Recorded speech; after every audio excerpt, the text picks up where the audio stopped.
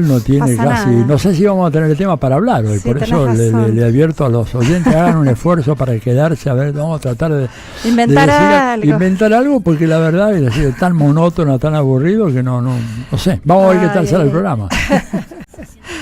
Ay, por favor. Bueno, ¿qué tal, Telmi? ¿Cómo Hola, estás? ¿cómo están? Bien, y sí, y le agrego a Atilio que tampoco tenemos nada a nivel de nacional como No. para agregar cosas, por las dudas que nos quedemos Nada. sin tema. Así que bueno, sí, muchas cosas, como siempre, con entrevistados súper interesantes que nos van a dar precisiones sobre cada uno de los temas. Así que bueno, muy contenta, y tenemos además a Marce en un lugar, en el lugar donde hay que estar periodísticamente. ¿Dónde? Contate, Telmi. Va a estar en Uruguay, Ujú. porque hoy asume el presidente de Uruguay, Yamandu Orsi. Sí, exactamente. Así Ujú. que vamos a hablar con Qué él, nos va a lujo. contar, ya estuvo mandando algunas fotos, Ujú. estuvimos viendo, bueno, muy contento el pueblo uruguayo. Hay una foto muy linda que salió, que de alguna manera replica aquella foto de Néstor, Lula, Chávez y, ¿quién era el cuarto? Lula, Chávez, Evo. Evo, exactamente. Y ahora Bien. están Petro, Yamandu, Lula y Boric. Ah, bueno, Boric lo podríamos Boric sacar, viene, ¿no? viene a todas paradas, a lo que sea, digamos, viene. Boric, Bueno. pero bueno. No sé interesante. quién hizo esa foto, pero no ponen a Díaz Canel de Cuba, no ponen a Maduro de Venezuela. No, pero hay que ver si siempre están andan. allá, no sé Claro. si están. Es No, una pero no foto de los importa. cuatro, como la foto Sí. aquella que se de... toman No, no están. las manos. No, de hecho no están, porque Yo creo de que hecho no. creo que los invitaron y la calle Pau, el presidente saliente, se negó Se negó a a que viniera dejarlos Maduro entrar. y Díaz Canel, y Ujú, hasta que jure el nuevo, manda todavía Manda sí. la calle Pau. Es Pero así. bueno. Bueno, no. qué lujo. En un ratito más Sí, vamos a sí. tenerlo a Marcelo desde ahí, directo de la Asunción. Bueno, sí, en esta semana en Argentina, como decíamos acá, tantas cosas realmente, un miércoles más que le pegan a nuestros jubilados y jubiladas, así increíblemente, en este horrible y terrorífico déjà vu noventista, pero todo acelerado. Pero bueno, el presidente estafador que trata de tapar lo que sucede, grave estafa, robo internacional, y trata de taparlo con escandaletes todos los días, día por día. Así es, no, pero creo, Paula y Telma, que hay, perdón, un material interesante para analizar acá, que es el debate semiológico. Porque los diarios argentinos continúan hablando, digo los diarios argentinos, los del establishment, La Nación, Claro, Prensa, claro. el Clarín, Los Infobae, del poder real. hablan del escándalo. Realmente en Estados Unidos se habla de la estafa. La estafa, claro. Y además que el New York Times lo puso hoy en primera página, ¿verdad? Y ya días anteriores en la revista Forbes, que es de las más importantes que hay en el mundo empresarial, es la revista aquella que publica la lista Los de más los 500 ricos. más ricos del mundo desde hace, no sé, por lo menos 40 años, y aparece en tapa, ¿no es cierto?, el robo, la estafa organizada por el presidente Dice de la la mayor República. la mayor criptoestafa de la historia, Así bueno, es. su corta Le historia, bajan pero el precio, intensa. ¿viste? Le ponen escándalo y le bajan el precio, lo que es un delito. 4.600, ¿cómo era? 4.000, no me acuerdo el número, porque con los billions hay que tener cuidado porque Son no miles de significan lo millones, mismo, claro, no son millones de millones, sino 1.000 millones, pero bueno, lo ponen como la mayor estafa, la mayor criptoestafa. Compañeros, les propongo un minutito, una Dale. pausa, porque me olvidé algo importante antes de seguir con nuestra discusión. Dale. Bueno, a ver. Vamos a contarle a las oyentes y los oyentes que hoy vamos a estar también sorteando un libro. Muy lindo libro, así que pueden escribirnos al 11 3200 0530. Vamos a sortear el libro que se llama El goce de la crueldad, Argentina en Claro. tiempos de Milei. Es un libro editado justamente por la editorial Peña Lilio Olillo, no sé cómo se dice, Continente. Nuestro amigo Jorge Gurbanov nos ha donado este libro para citar, como ustedes saben. Bueno, primero digo, el libro fue compilado por Francis Rosenberg y escriben Santiago Levín, Alfredo Grande, Nora Merlín, el cura Francisco Paco Oliveira, Julieta Carmels, Carlos Rosansky, Dora Barrancos, bueno, la misma Francis Rosenberg y Juan Luis González. Y bueno, al final del programa, el que gane el sorteo, ya saben, lo pueden retirar en la semana por la librería Badaraco en Avenida Entre Ríos 921, aquí en la ciudad de Buenos Aires.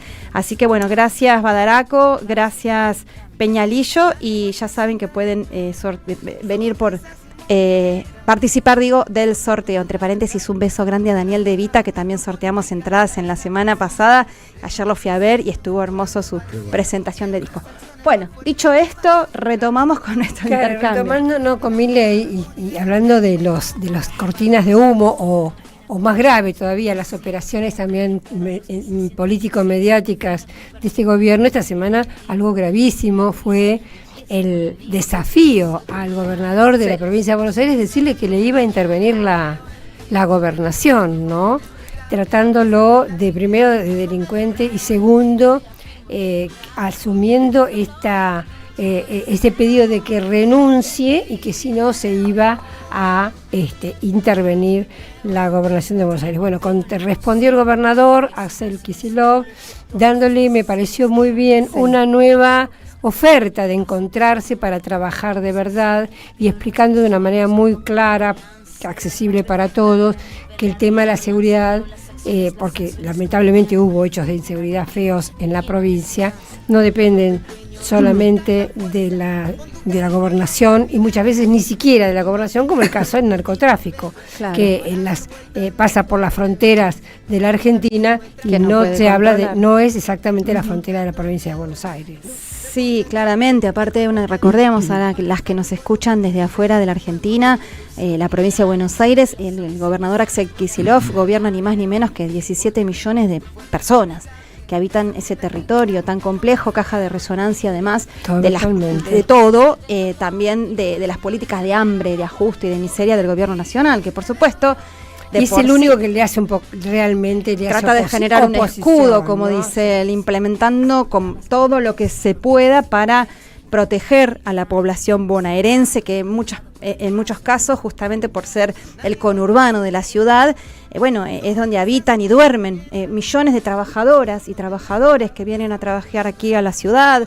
Entonces, por supuesto que tiene toda una historia de ser un lugar caliente, con historias de lucha, con historias de sufrimiento, con hechos también de crimen, que además cuando la situación se pone así, con proyectos neoliberales y fascistas gobernando, como es este caso, más cruda se va a poner. Es esperable realmente que más cruda se ponga la situación. Sí, además hay que decir, por enésima vez, este gobierno miente escandalosamente, y Milei es un delirante, porque cada vez que dice algo, cuando uno va a chequear ese algo, ¿no es cierto?, con los datos de la experiencia, resulta que es una mentira gigantesca. Claro. Argentina, de los 30 y pico países que constituyen todo el continente americano, es el que tiene la tercera más baja tasa de homicidios por 100.000 habitantes. Claro. Estamos junto con Estados Unidos y creo que Chile. O sea, es desde que los diarios digan. Uruguay, creo. Chile y Uruguay estamos más o menos en el mismo lote. Sí, Uruguay subió. Arriba de nosotros, subió. En Uruguay subió la tasa. Un poquito arriba de nosotros. Estaba arriba de nosotros. Pero fíjate lo escandaloso que es que esta llamada prensa, que realmente cuando uno se refiere a esos medios, en realidad son agencias de propaganda de la derecha, nada más, no hacen más periodismo. Se dice Johnny Viale no es periodista, Luis Majul, pero no solo él. Digamos, la mayoría, salvo muy raras excepciones, del personal de primera línea de esos grandes medios, son tipos ensobrados, como dice Milei, que mienten descaradamente. Entonces, operan para crear un estado de ánimo. Por ejemplo, la idea de que la Argentina está en medio de un baño de sangre. Lo dicen cuando es absolutamente fácil. ¿Que hay crímenes horrendos? Sí, como los hay en Bronx, en Nueva York, como lo hay en Queens, como los hay en Chicago, etcétera. Pero a diferencia de lo que pasa acá, vos no vas a ver en el Chicago Tribune o en el New York Times una descripción con fotografías de crímenes horrendos, y acá sí lo hacen. ¿Por qué? Porque es para crear el clima de desestabilización, destituyente para este gobierno, para el gobierno de la provincia de Buenos Aires. Por eso sale... Y sobre todo en el año electoral, ¿no? Y sobre todo porque es lo que hace la derecha cuando... Acordar a Alemania estos días antes de las elecciones, por ejemplo, que habían acuchillado a una persona, ideal para la derecha, lo dieron los medios, lo amplificaron, ideal para la ultraderecha, la culpa de los inmigrantes que acuchillan a las personas. ¿no? Entonces un hecho sirve para realmente hacer de eso un clima, como dice Atilio, un clima electoral tremendo, ¿no? Y bueno, quería decir algo más pero ahora se me fue. No, con respecto al tema del gobierno, nada, comentar que hoy, poquito después, para los que también viven afuera de la Argentina, hoy, poquito después de que termine nuestro programa, va a dar su discurso anual, el discurso de la apertura de las sesiones legislativas, el presidente de la Nación. Es históricamente un discurso que te tiene que dar al mediodía en el Congreso. Bueno, al Milei le gusta cambiar las cosas. Las malas lenguas dicen que tiene que ver con los astros. Yo no lo sé, porque la luna entra en un aspecto vinculado con, no sé, los vampiros no salen Libra, a la no noche. Libra, ¿Será eso? con la criptomoneda Libra, pero bueno, eso es lo que dicen las malas lenguas. Pero lo cierto es que va a haber, por ejemplo, el gobernador de la provincia de Buenos Aires, lógicamente no puede ir después de los insultos recibidos, y va a haber una ausencia bastante importante en el Congreso. Va a haber muchos senadores y diputados después de haber sido tratado de ratas y de las peores insultos, no los quiero decir pues son palabras demasiado feas, después de esos insultos, por supuesto, se niegan a ir y se niegan a aceptar a lo que hizo también este presidente absolutamente ilegal esta semana, y fue nombrar a dedo, por decreto, a 2 miembros nada más y nada menos que de la Corte Suprema, que le cubren las espaldas con el criptoescándalo. Y es lo que dijo el gobernador Axel Kicillof, que realmente el presidente está en una escalada de un delirio autoritario, y lo muestra a cada paso, lo de nombrar por decreto a 2 jueces, lo de también con las facultades extraordinarias que le brindó el decreto 70-2023 y tal ley de bases, también iba en ese sentido, el ningunear absolutamente al Congreso, bueno, y otra millón de barbaridades realmente, el protocolo el llamado protocolo antipiquetes, en fin, etcétera, etcétera. Prácticamente tienen los 3 poderes, porque tiene el poder ejecutivo, lógicamente el presidencial. Se habla como de una poder judicial, el poder mediático y el casi poder legislativo. Eso. Se está hablando estos días de una fujimorización. Especie de algo así en Argentina. El hombre está con miedo, pues yo estoy averiguando algunas cositas, ¿verdad? Y hay varios presidentes que fueron procesados en los Estados Unidos, ¿no es cierto? Por delitos, digamos, en algunos casos no tan graves como una estafa gigantesca. Uno de ellos, Manuel Noriega, de Panamá, claro, que durante lo mucho tiempo como excusa para la invasión de Panamá en 1989, con más de 5.000 muertos. Ese hombre, sin embargo, cuando les dejó de ser útil, porque Estados Unidos es muy pragmático, ya vimos lo que pasó con Zelensky, ahora enseguida vamos a Zelensky. Pero Toledo también, ¿no? ¿Con quién? Toledo, el peruano. El Cholo Toledo estuvo también, pero no lo pusieron preso, porque estuvo perseguido allá en Estados Unidos. Antonio Saca, del Salvador también, lo juzgaron en El Salvador y después también en Estados Unidos por el tema de lavado de dinero. Juan Orlando Hernández, preso, preso, recontra preso, el hermano, el presidente que fue presidente de Honduras antes que llegara Xiomara, ¿verdad? El hermano era uno de los jefes del cártel en Honduras. Juan Orlando también está preso en Estados Unidos. Francisco Flores de El Salvador, también por tema de malversación de fondos.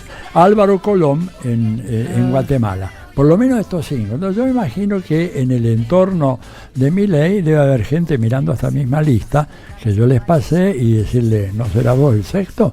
Porque para que salgas en la primera plana del New York Times, ¿verdad? Evidentemente que hay un mar de fondo muy grande y esa estafa no puede quedar impune por la propia credibilidad del sistema financiero de los Estados Unidos. Así que eso también debe estar operando para que se inventen temas o saquen un tema, digamos así, espectacular, como decir, voy a intervenir la provincia de Buenos Aires, o que le den una difusión extraordinaria a estos casos horrendos, horripilantes de asesinatos de esta niña Kim, y algunos otros más, pero es una manera de distraer a la opinión pública.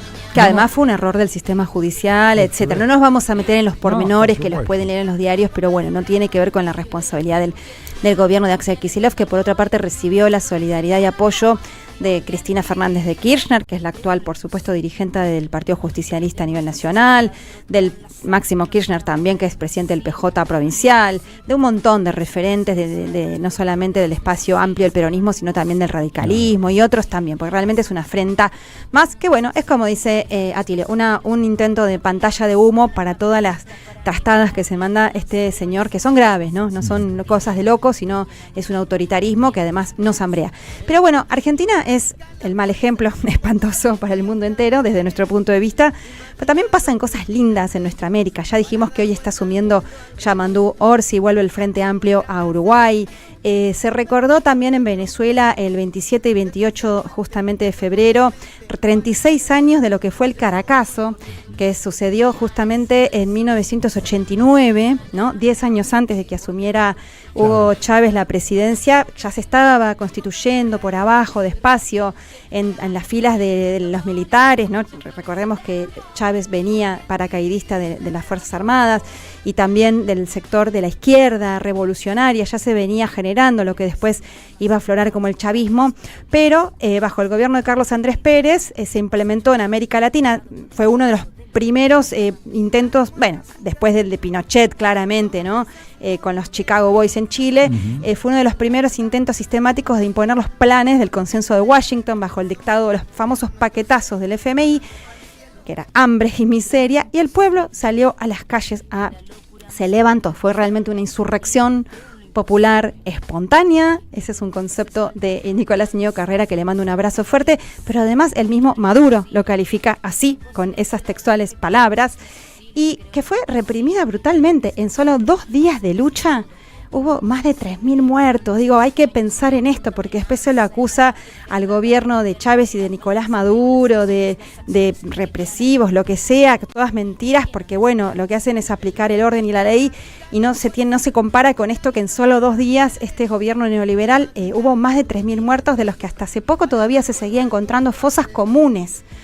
Entonces, bueno, pero que demostró el coraje y la disposición al combate masivamente de ese pueblo, que bueno, después supo construir en esos años, o sea, una alternativa que después, como dicen en el chavismo, aprovechó la ventana estratégica que se abrió para dar la disputa por dentro de las instituciones y ganar las elecciones. Así que vaya nuestro abrazo al pueblo de Venezuela, que está conmemorando eso y que está en pie de lucha, porque más tarde en el programa vamos a justamente tener una entrevista sobre Venezuela. Sigue siendo atacada. A propósito, ¿qué tenemos en el programa de hoy? ¿Qué tenemos? A ver, ¿qué tenemos en el programa de hoy? Bueno, tenemos un informe primero sobre la situación en Venezuela, porque se ha intensificado el conflicto entre el gobierno de Venezuela, de Estados Unidos y Venezuela, con el tema del retiro de la licencia para la Chevron, etcétera.